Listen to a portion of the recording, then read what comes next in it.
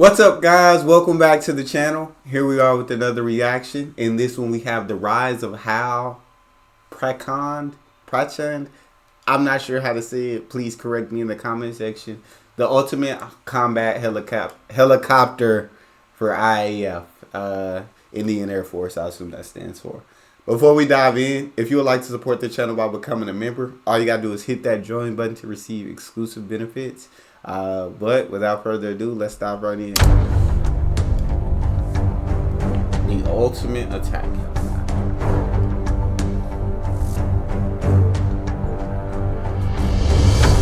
Oh!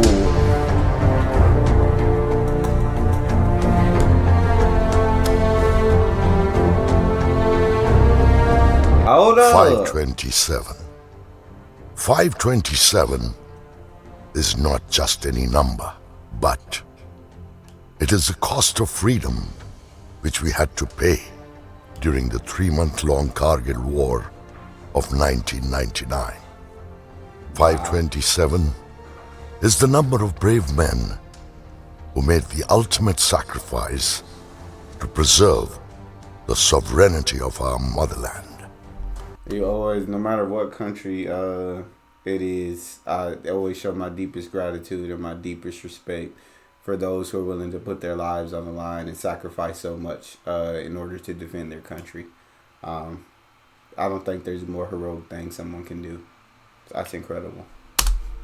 The Kargil War, on one side, highlighted the exemplary high-altitude mountain warfare capability of Indian Army and the indomitable spirit of our soldiers.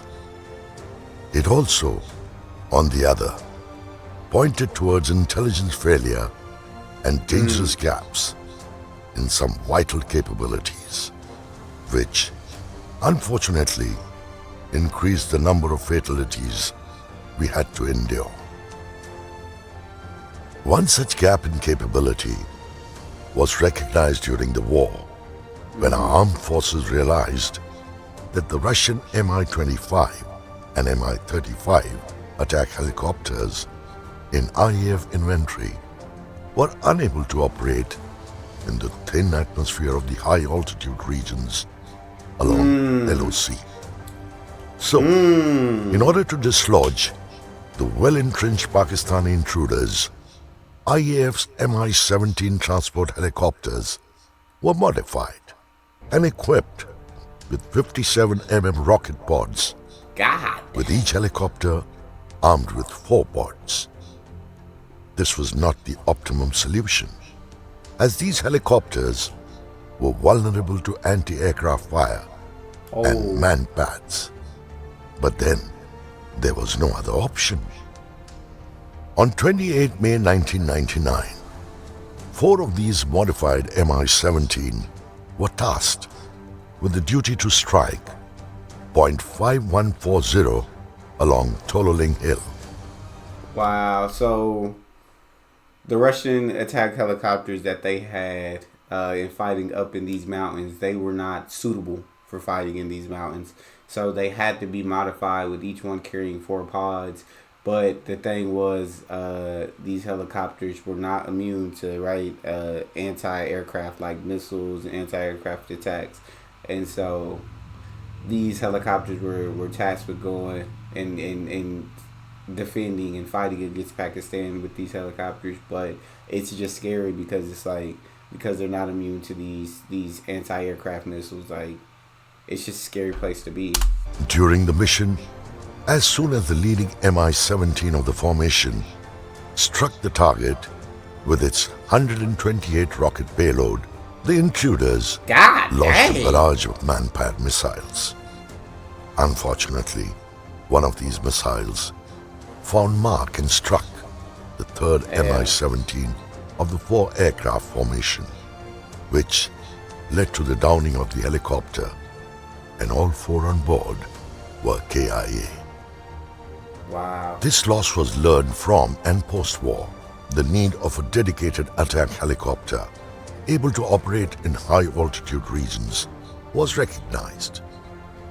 Hindustan Aeronautics Limited, extending from its experience and expertise gained during the development of HAL Throne, was assigned the task of developing HAL LCH, or Light Combat Helicopter, which would later be officially named Prachand.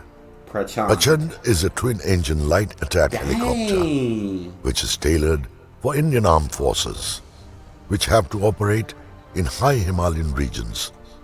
This makes Prachand stand apart from any other attack helicopter, as even in those regions with extremely thin atmosphere, the helicopter is agile and able to carry a substantial payload.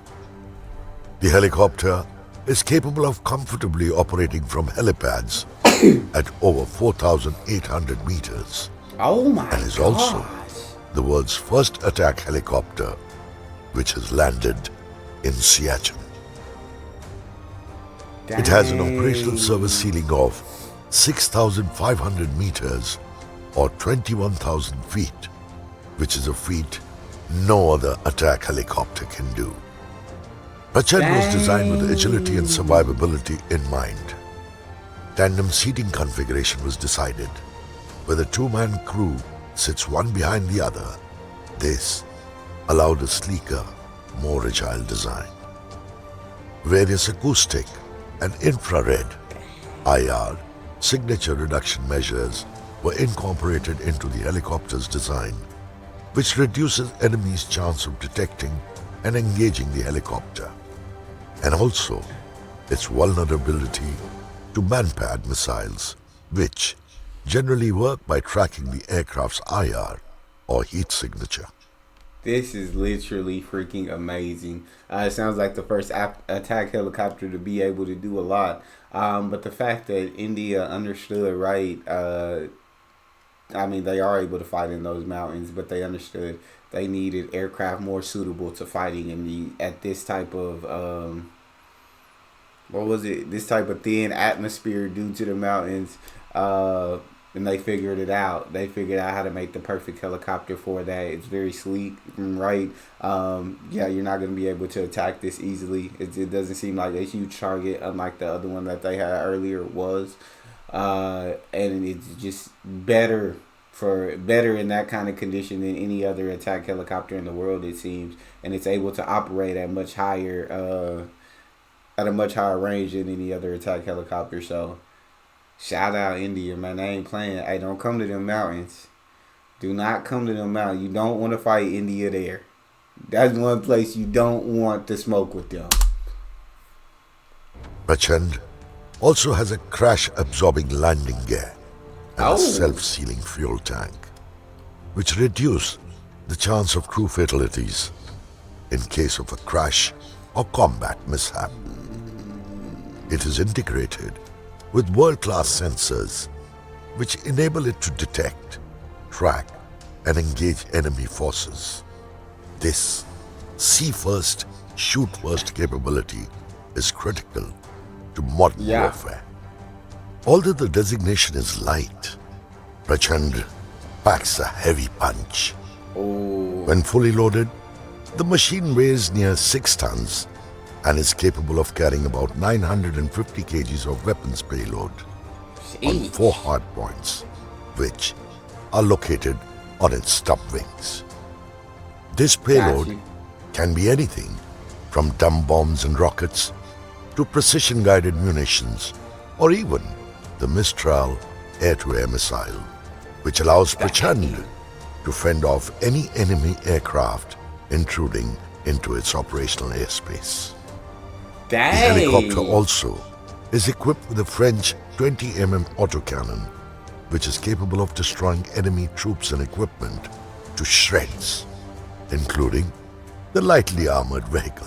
In a pure anti-armor, anti-tank mission profile, the chopper can be armed with up to 16 ATGMs, anti-tank guided missiles, in a 4x4 configuration, 4 missiles by 4 launchers.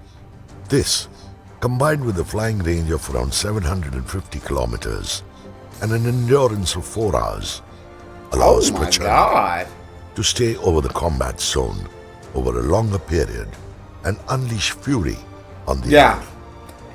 Yeah. With 15 of these already inducted into service, 10 IAF and 5 IA.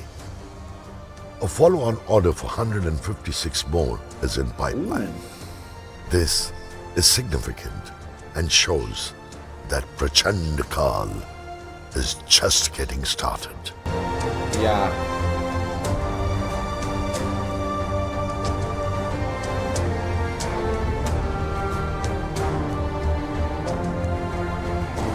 Hey.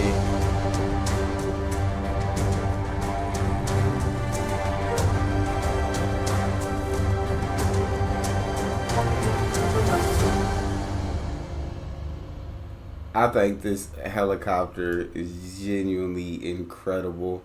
Uh, India definitely invented a helicopter that's perfect for them in their terrain and everything that they would have to fight in. They invented perfection. I'm excited to see kind of more of the things that India's inventing. I know they want to do more things like in India. They want to invent more weaponry and everything in India, and not have to be reliable on Russia or anybody else like to send them tanks or aircraft or ships or anything like that. And I think that's truly incredible. Them becoming more and more and more independent in everything. We'll kind of see how the future shakes out. Tell me what you guys think about the HAL or HAL Prachand. And if you guys enjoyed this video, don't forget to subscribe, give the video a thumbs up, and check out the next one. I'll see you guys next time.